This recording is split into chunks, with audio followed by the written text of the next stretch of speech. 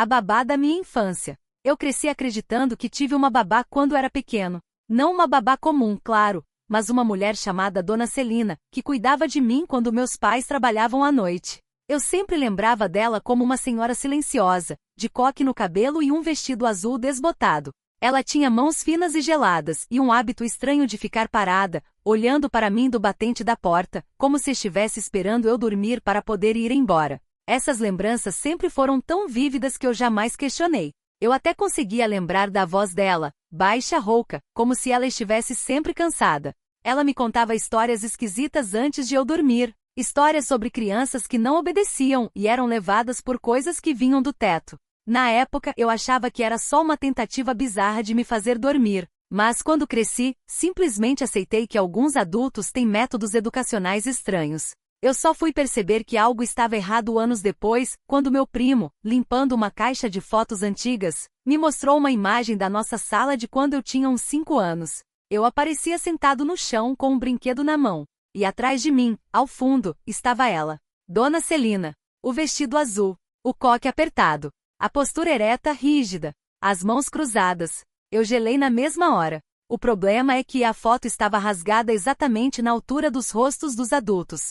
Só dava para ver meu rosto e a parte de baixo dela. Perguntei à minha mãe sobre a foto, e ela disse que provavelmente era alguma funcionária do prédio que apareceu sem querer. Mas eu sabia que não. Aquilo martelou na minha cabeça por meses, até que um dia decidi perguntar abertamente. Mãe, quem era a Dona Celina? A senhora lembra dela? Quem? A minha babá. Aquela do vestido azul.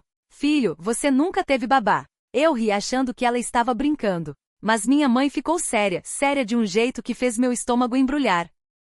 Expliquei em detalhes. Tudo o que lembrava. A roupa, as histórias, o jeito parado dela, os sussurros, a presença constante à noite. E minha mãe só balançava a cabeça, cada vez mais tensa. No final, ela disse: você está confundindo com seus avós, talvez. Ou com alguma professora da escola. Você nunca ficou com ninguém aqui em casa. Quando eu e seu pai precisávamos sair, você ia dormir na casa da sua tia. Sempre. Eu fiquei sem reação. Na hora pensei que era minha memória pregando peças.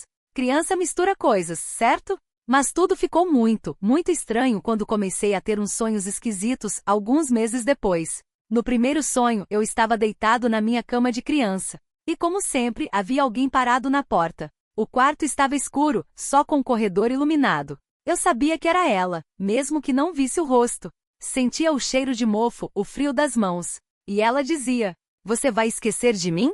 Você prometeu que não ia esquecer. Prometeu. Acordei tremendo. Passei o dia me convencendo de que era só influência das lembranças confusas. Mas aí vieram mais sonhos. E eles foram ficando menos. Sonhos e mais experiências sensoriais. No terceiro eu acordei dentro do sonho, sentado na cama, e vi algo no teto. Não uma figura completa, mas um contorno pendurado torto, como uma pessoa agarrada às vigas. E uma voz, a mesma de sempre. As crianças que não dormem, são levadas pelo teto. Lembra? Eu te ensinei isso. Eu sempre acordava suando, com o coração acelerado. A gota d'água veio quando encontrei outra fotografia. Estava num álbum antigo da minha tia, durante um churrasco de família. Folheando o álbum, parei numa foto em que eu aparecia no colo do meu pai.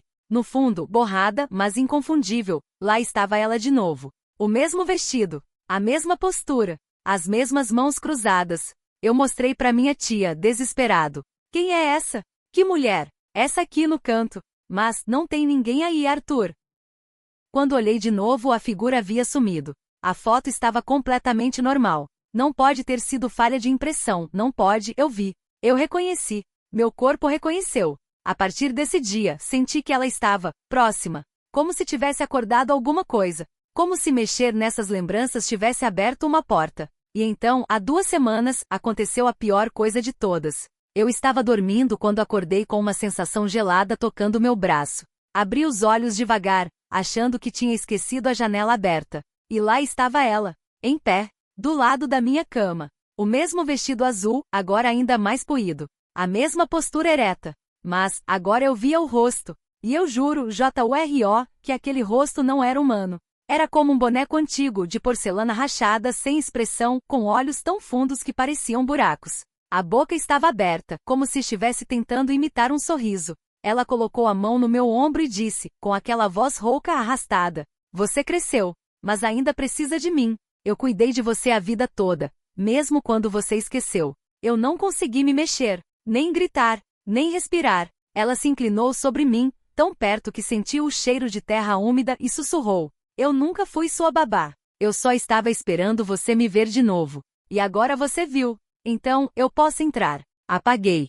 Quando acordei, era manhã. A casa inteira estava do mesmo jeito. Nada fora do lugar, exceto pelo fato de que na porta do meu quarto havia marcas de mãos pequenas. Marcas de sujeira. Como se alguém tivesse ficado parado ali por muito, muito tempo. E o pior, desde aquele dia todas as noites quando vou dormir, sinto alguém parado no batente da porta. E agora eu sei que não é memória falsa. E não é trauma. E não é invenção de criança. É ela, Dona Celina. Ou que quer que tenha se passado por babá na minha cabeça. Esperando. Porque seja lá o que ela é, ela sempre esteve comigo. E agora que eu finalmente notei, ela não vai mais embora.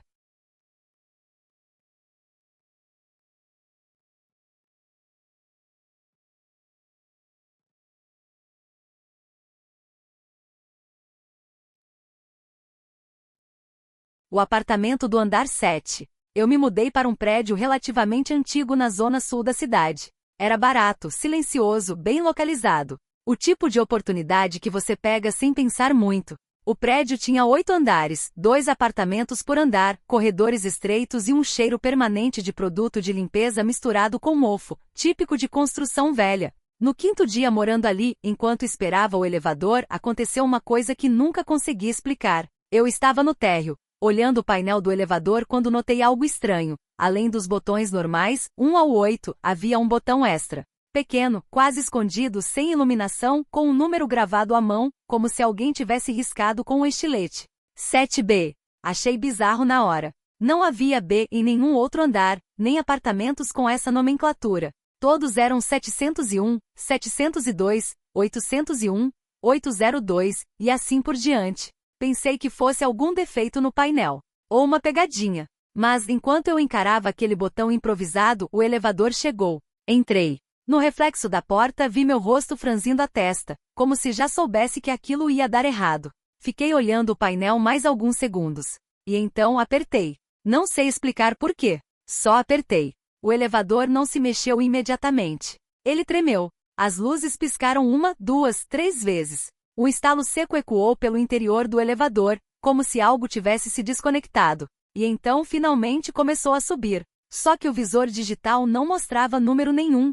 Ficou totalmente apagado. Parecia que eu estava indo para um andar que não existia no sistema. Quando a porta abriu, notei 2 coisas imediatamente. O andar era muito mais escuro do que deveria. O corredor era muito mais longo do que qualquer outro andar. Meu coração já estava desconfortável, mas a sensação que eu tinha não era exatamente medo. Era como se eu estivesse invadindo um lugar que não era para existirmos ao mesmo tempo.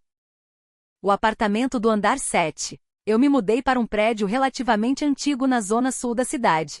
Era barato, silencioso, bem localizado. O tipo de oportunidade que você pega sem pensar muito. O prédio tinha 8 andares, 2 apartamentos por andar, corredores estreitos e um cheiro permanente de produto de limpeza misturado com mofo, típico de construção velha. No quinto dia morando ali, enquanto esperava o elevador, aconteceu uma coisa que nunca consegui explicar. Eu estava no térreo, olhando o painel do elevador quando notei algo estranho. Além dos botões normais, 1 ao 8, havia um botão extra. Pequeno, quase escondido, sem iluminação, com um número gravado à mão, como se alguém tivesse riscado com um estilete.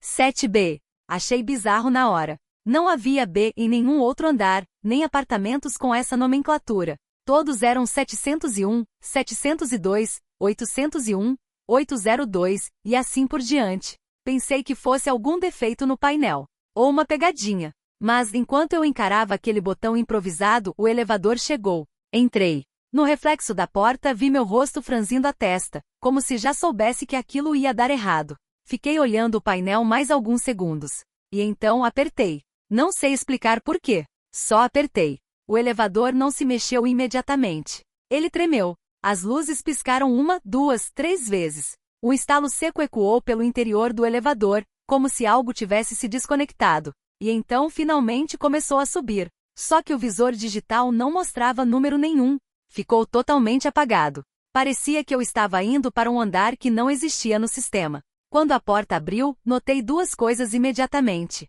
O andar era muito mais escuro do que deveria. O corredor era muito mais longo do que qualquer outro andar. Meu coração já estava desconfortável, mas a sensação que eu tinha não era exatamente medo. Era como se eu estivesse invadindo o corredor, tinha uma textura estranha, quase como um papel de pindo, um lugar que não era para existirmos ao mesmo tempo. Quando o elevador finalmente abriu, eu entrei, esmurrando o botão do térreo. As portas fecharam lentamente, devagar demais, e no último segundo, vi a porta do 7B empurrar para fora, como se algo estivesse fazendo força para abrir por dentro. No momento em que a porta metálica do elevador se fechou completamente, aquele barulho cessou. Cheguei ao térreo tremendo. A síndica estava passando e perguntou se eu estava bem. Eu perguntei imediatamente. O prédio tem algum apartamento 7B? Não. E aquele corredor isolado no 7º? Que corredor? Só existem 2 apartamentos por andar. Eu insisti, descrevi o corredor, a porta, o botão.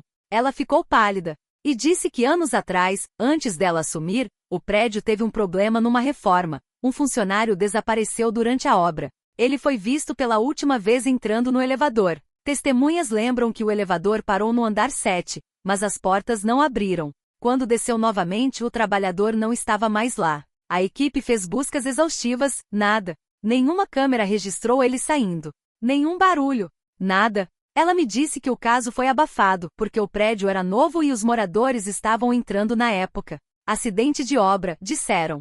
Voltei para casa tremendo, jurando que nunca mais tocaria naquele botão. Mas ontem, enquanto eu voltava com sacolas do mercado e entrei no elevador, o painel estava normal. Não havia botão 7B. Achei que minha mente estava pregando peças. Talvez tenha sido cansaço. Estresse. Luz da cabine refletindo errado. Eu tentei me convencer disso durante todo o dia. Até hoje de manhã. Quando saí de casa para trabalhar, na porta do meu apartamento havia um papel dobrado preso com uma fita. Um papel escrito à mão, com tinta amarela desbotada. Escrito apenas: "Você me ouviu. Você me achou. Agora você precisa abrir." E o mais assustador, na parte de baixo do papel, estava impresso, carimbado, marcado, algo que não reconheci na hora. Só depois, observando com calma, percebi o que era. A marca de uma mão. Mas não uma mão humana. Era metálica, fria, com arranhões profundos, idênticos aos que ouvi raspando na porta. E desde então, toda vez que entro no elevador, mesmo sem o botão 7B aparecer, eu ouço, no fundo do poço do elevador, bem baixinho, o arrastar de metal. Esperando. Porque seja lá o que está naquela porta, ele sabe que eu ouvi, sabe que eu sei, e está esperando eu voltar para abrir.